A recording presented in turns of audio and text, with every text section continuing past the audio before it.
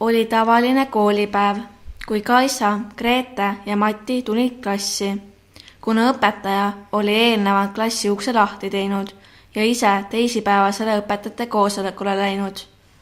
Palun anna mulle oma pinal. Olgu, siin on see pinal, mida sa soovisid. Aitäh pinali ees. Issand, kui kole pinal, mul on hoopis ilusam ning kenam. Noh, milline pinal sul siis on? Tahaks vägagi teada, milline pinal sul on. Ei või olla. Kuidas sul ei saa pliiatsid olla? Igal esimese klassi lapsel on pliiatsid. Kuidas siis sul ei saa olla? Aga nüüd palun anna mu pinal tagasi. Ma ei anna sulle sellepärast, et mul on seda veel vaja.